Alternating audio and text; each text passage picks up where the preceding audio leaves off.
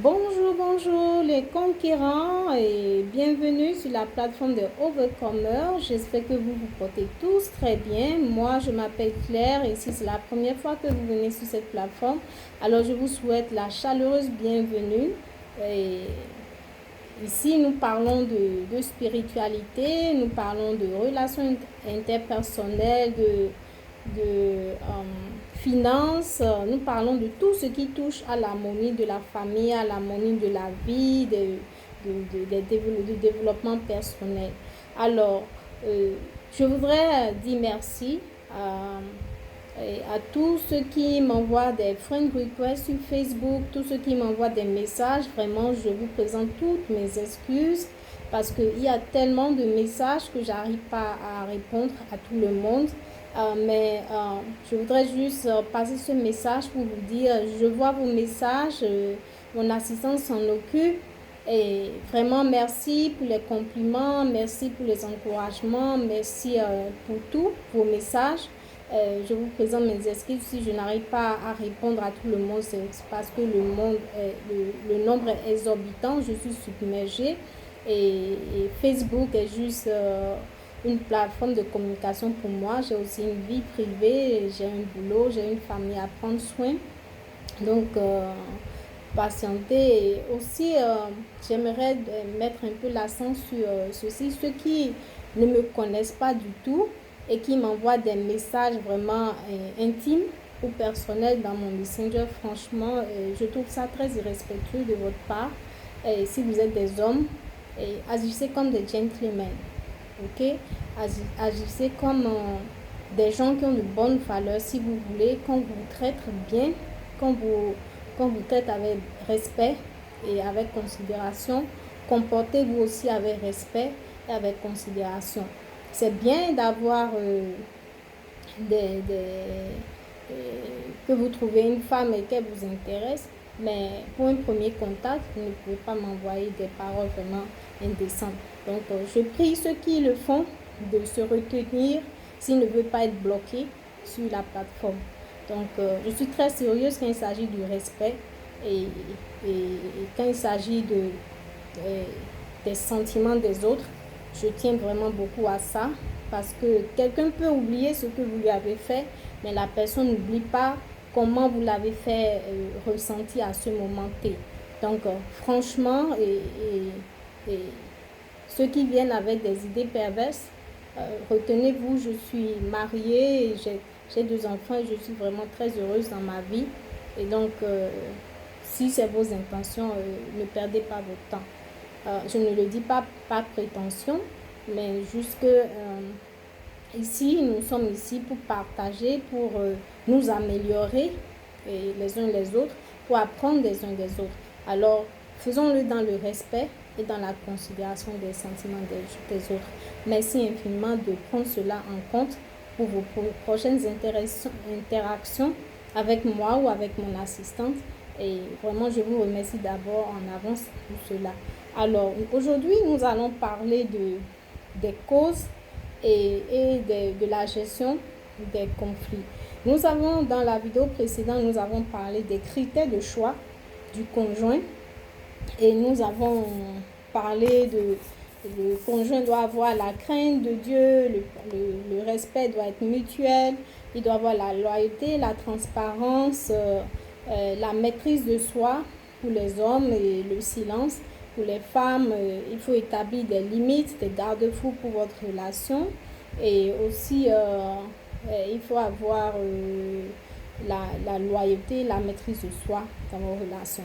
Alors, qu'est-ce qui cause souvent les problèmes dans les foyers? Souvent, il y a beaucoup de points qui amènent des problèmes dans le foyer. Souvent, c'est l'infidélité de l'un des conjoints. Le plus souvent, c'est les hommes qui sont infidèles, mais les femmes aussi le sont. Même si l'infidélité n'est pas seulement physique, elle peut être aussi émotionnelle. Si cette personne s'attache ou a des relations émotionnelles avec quelqu'un d'autre, c'est aussi une tricherie. Donc, c'est pas seulement quelqu'un qui va se mettre qui va se mettre dans un lit avec quelqu'un qui a trompé, mais celui aussi qui peut être avec vous, mais qui pense à une autre personne, c'est aussi une infidélité. Donc, il y a l'infidélité physique, émotionnelle, et il y a l'argent, la gestion de l'argent, lorsqu'on ne s'entend pas sur comment gérer l'argent des deux conjoints, ça amène des conflits. Il y a le manque de communication ou la mauvaise communication.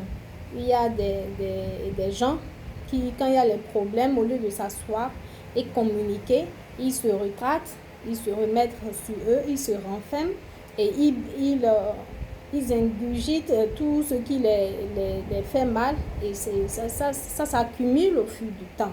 Et un jour, ça pète et ça devient impossible de réparer parce qu'ils ont pris beaucoup de temps à ne pas s'exprimer. Donc, c'est important de s'exprimer même si vous avez eu des traumas dans votre enfance où on ne vous permettait pas d'exprimer vos sentiments, on ne vous permettait pas d'être authentique, d'être vulnérable. C'est important d'apprendre. C'est pourquoi il y a le développement personnel.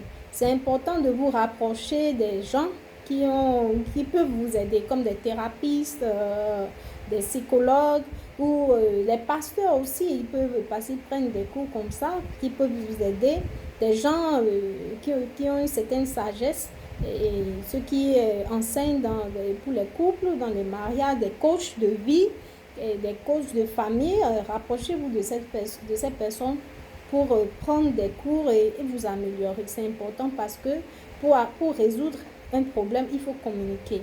Alors, si vous ne savez pas communiquer ou vous ne savez pas bien communiquer, il y a aussi des gens qui communiquent, mais qui communiquent avec la colère et qui insultent l'autre ou bien qui interrompent l'autre et ça amène aussi des conflits. Donc, c'est important de communiquer et d'apprendre à bien communiquer. Il y a des gens qui ont comment on dit, qui ont des attentes irréalistiques. Qui viennent dans le mariage pensant que ok, le conjoint est parfait et puis bon, c'est la vie en rose et that's the perfect marriage. No, il n'y a pas de mariage parfait. Tout le monde, c'est un processus. Parfois, rapprochez-vous des gens qui ont fait 30 ans, 40 ans, 50 ans de vie ensemble. Ils vont vous dire, oui, on l'a fait, mais ça n'a pas été facile. Vous savez, mais il faut avoir la patience et il faut savoir pardonner. Chacun pourra vous donner des exemples, des choses à faire pour améliorer vos relations. Donc, c'est un processus, le mariage, on se développe dedans, on grandit dedans. Donc, à part cela, il y a le manque d'intimité dans la relation. Surtout pour les hommes, ils ont une libido très très élevée comparativement à nous les femmes, c'est biologique. Vous savez, tous les jours, ils produisent une certaine quantité de spermatozoïdes et ils doivent l'éliminer. C'est naturel. Donc, nous les femmes, c'est vrai qu'on se plaint parfois que le libido est trop, on n'arrive pas à supporter, mais c'est comme ça Dieu les a créés. Donc, essayez de trouver un milieu pour que les besoins de chacun soient assouvis. Et la femme, elle a besoin de connexion émotionnelle. Elle a besoin d'attention. Elle a besoin d'écoute. Donc, le plus souvent, il y a les hommes qui ne prennent pas le temps de passer du temps avec leurs femmes, de les écouter, de prendre en considération leurs préoccupations. Donc, quand les besoins de l'un ou l'autre est négligé, ça amène des conflits.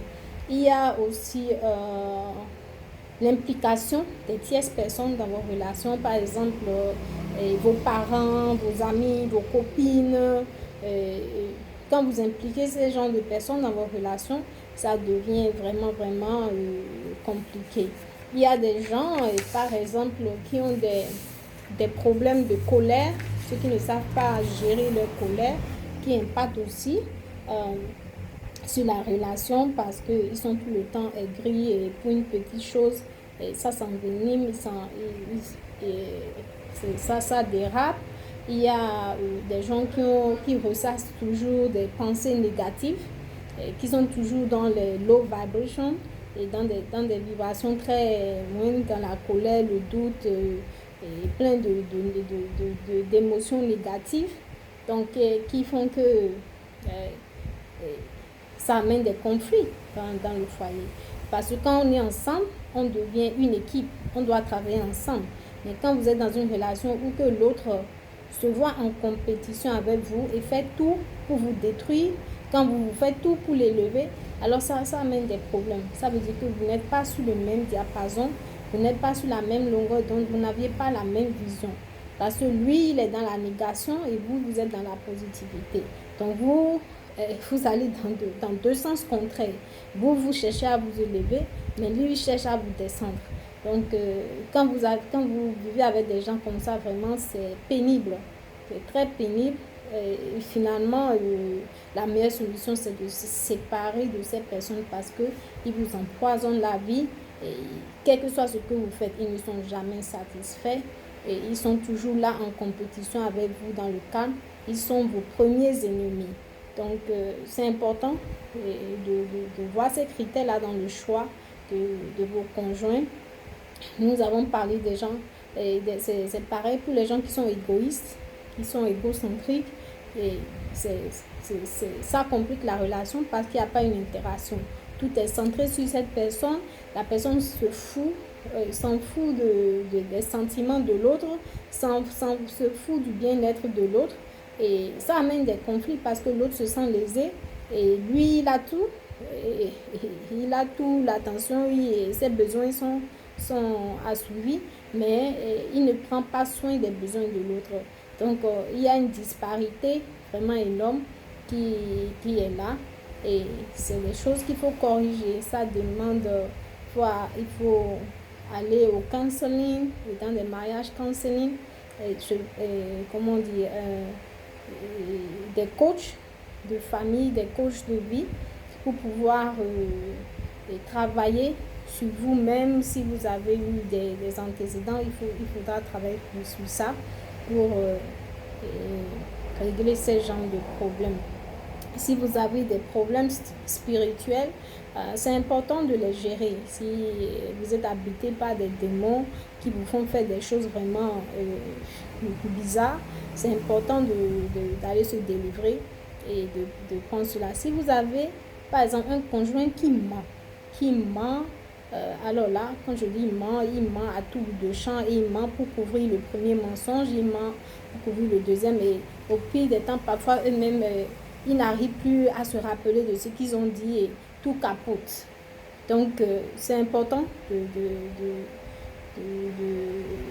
prendre ces aspects-là en considération lorsque vous faites le choix de vos conjoints, parce que ces gens vous pourrissent la vie, ils vous tourmentent, ils vous font passer comme des gens qui ont perdu la tête, parce que il peut dire quelque chose et quand vous êtes en train de commenter, il va vous dire moi je n'ai jamais dit ça, au lieu de dire peut-être que tu ne m'as pas bien compris. Donc ils vous font faire penser comme si vous avez perdu la tête. Donc c'est important, c'est très important, et souvent ce sont des gens qui ont des malades mentaux comme des pervers narcissiques. Ce sont des gens très dangereux, et surtout ceux qui sont pervers narcissiques, qui sont ou maliens, cover narcissiques, ils ne s'expriment pas, ils sont dans le noir, ils ont une personnalité de façade, mais à l'intérieur ils sont démoniaques, ils sont vraiment démoniaques. Donc ces gens de personnes, franchement, restez loin d'eux, parce que c'est des gens qui ne changent jamais jusqu'à la mort. Et si vous allez sceller votre âme avec eux, vous allez vivre dans la misère, vous allez vivre dans la colère, vous allez vivre dans l'amertume toute votre vie. Donc c'est important de bien choisir son partenaire. C'est très très important. Donc il faut prier. Les causes aussi, c'est le manque de prière ensemble, le manque de temps de qualité ensemble, le manque de romance dans le foyer et l'absence de Dieu dans le couple. Donc l'influence de tierces personnes sur l'un des conjoints, c'est important de prendre tout cela en considération. C'est très important.